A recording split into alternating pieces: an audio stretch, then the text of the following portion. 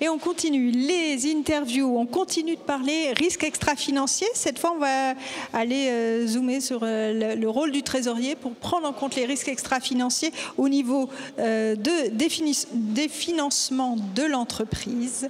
Et pour en parler, un groupe qui a fait beaucoup de chemin et qui est assez modèle dans ce domaine-là, c'est le groupe Bell. Et j'ai le grand plaisir d'accueillir Benoît Rousseau, qui est responsable de la trésorerie et des assurances. C'est la fin de matinée, je bafouille, mais on va y arriver.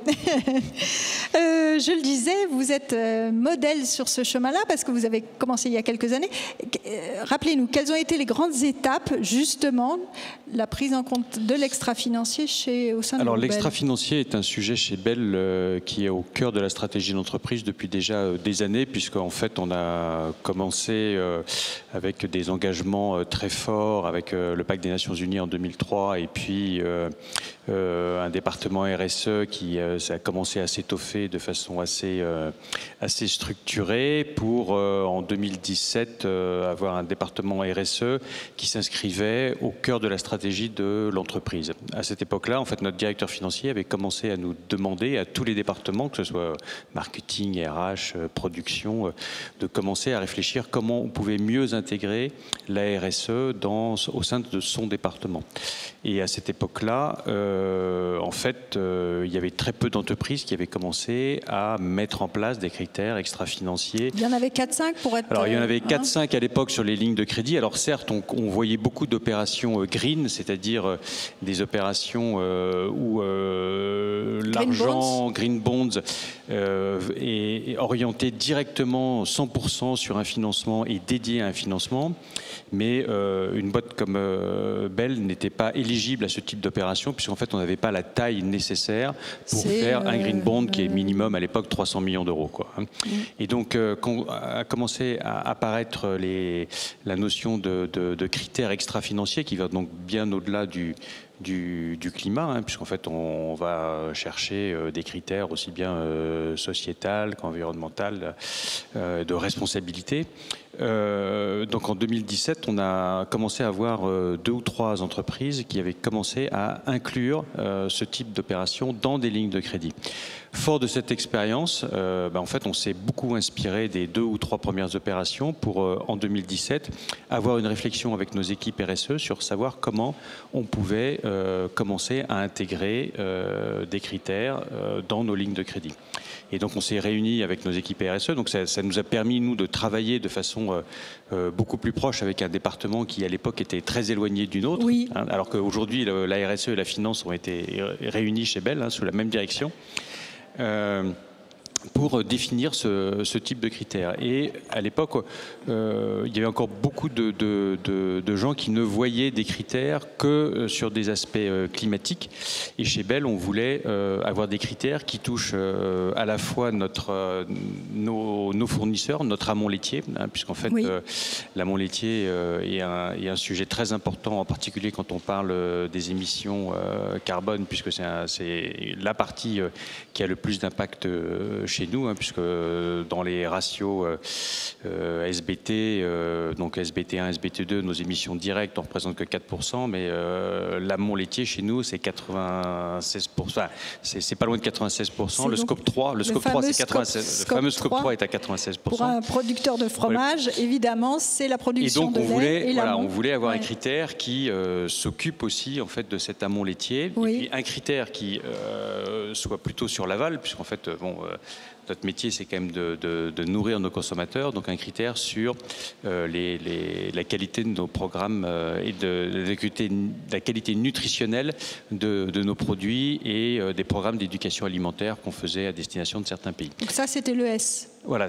alors c'était dans le S, mais à la fois S et au sens responsabilité, la responsabilité qu'on a dans les formules, avoir moins de gras, plus de calcium, comment on fait pour éduquer les enfants pour avoir des meilleures habitudes alimentaires. On a beaucoup de programmes qui sont orientés sur ce type de démarche. Donc 3 critères à l'époque, un critère sur l'amont laitier, un critère sur nos réductions de gaz à effet de serre, mais à l'époque uniquement sur le scope 1 et sur le scope 2, et un critère sur le développement de programmes d'éducation alimentaire.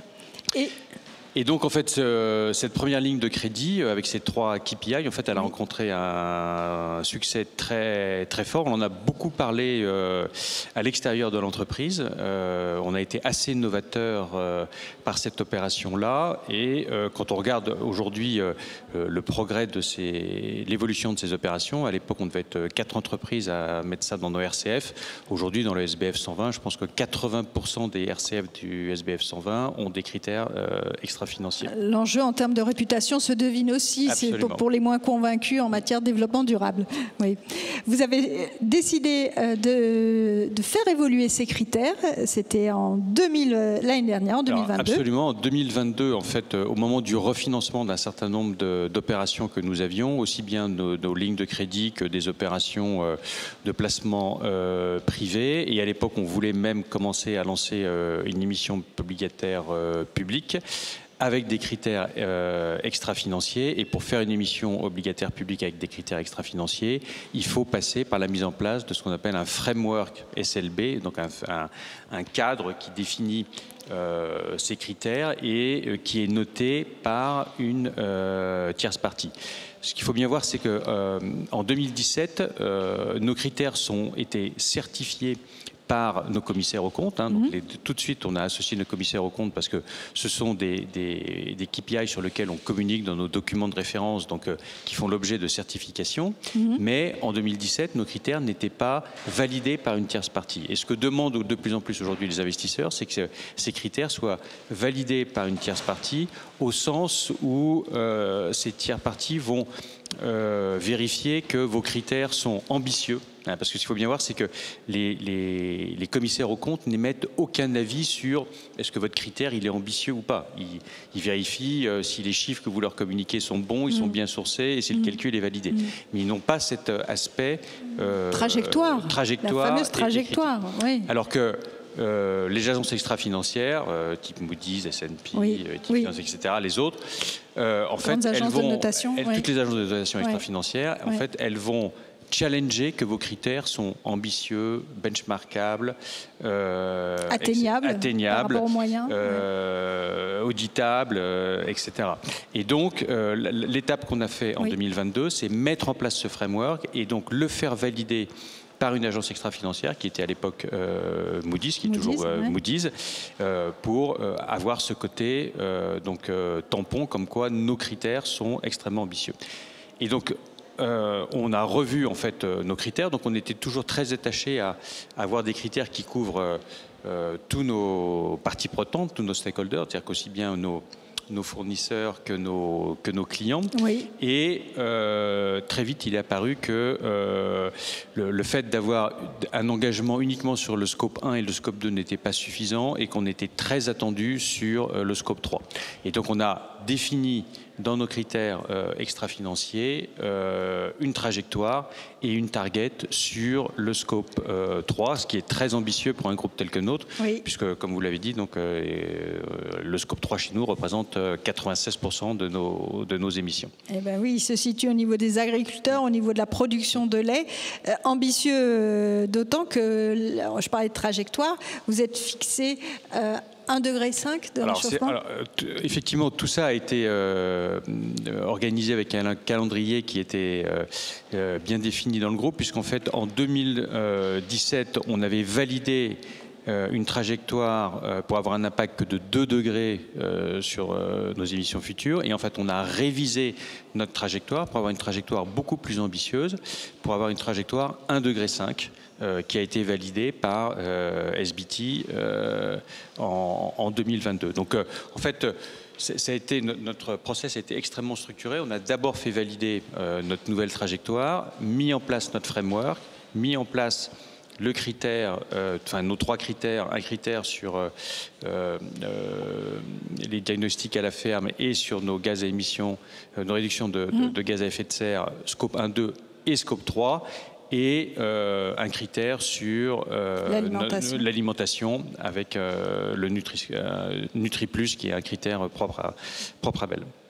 On l'entend, ça ne s'improvise pas, c'est un travail en effet qui doit être très structuré, revu régulièrement. Je trouve qu'un point que vous soulignez est d'importance, c'est vraiment la collaboration avec la RSE, parce que vous-même, vous n'avez pas suivi de formation particulière pour... Non. J'ai découvert en fait le langage RSE à l'occasion en fait de cette première mise en place en 2017. Donc ça a été extrêmement enrichissant pour nous financiers. Et je dirais que ça a eu deux conséquences. Un, d'abord, rapprocher deux départements qui aujourd'hui sont extrêmement collaboratifs et qui travaillent de façon extrêmement proche. Le premier semestre 2022, j'ai passé 50% de mon temps avec les équipes RSE, justement pour l'élaboration de ce framework et la redéfinition de nos KPI. Et puis à chaque fois qu'on fait des financements, quand on part en roadshow aujourd'hui, on emmène nos équipes RSE. Donc, puisqu'en fait, on a de plus en plus de questions sur ces sujets-là et c'est eux les experts et ils sont plus à même d'en parler que nous. Et puis, ce qu'on peut dire aussi chez Bell, c'est qu'on a été tellement loin à ce rapprochement qu'aujourd'hui, la direction de la RSE et la direction financière sont sous le chapeau d'un directeur financier RSE qu'on appelle un Chief Impact Officer.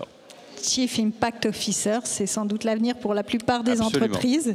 On en a l'exemple avec vous. Juste pour terminer en quelques mots, on a beaucoup parlé des risques extra-financiers. Je voulais prendre le pouls. Vous savez, on met les risques à l'honneur aujourd'hui. Il faut dire qu'on les trésoriers, notamment, sont beaucoup challengés, et aussi par la hausse des taux. Quelles conséquences ça a eu au sein du groupe Bell dans vos choix de placement ?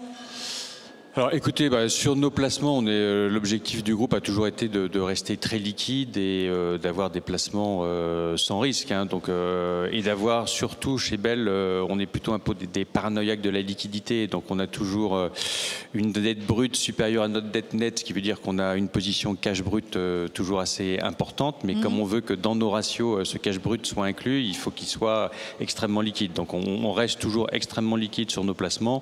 Donc maintenant, nos placements, c'est de l'OPCVM, c'est du compte à terme qui essaie de refléter le monétaire plus. Mais voilà, on ne cherche pas, je dirais, à prendre de risques aussi de marché ou de risques de crédit sur nos placements parce que on sait qu'on a besoin de notre cash à des échéances relativement courtes pour rembourser des emprunts qui vont arriver à échéance en 2024. Donc, et on fait surtout attention à ce que nos ratios, qui sont nos ratios affichés et nos ratios calculés, intègrent bien notre position cash, donc on reste très liquide et très prudent.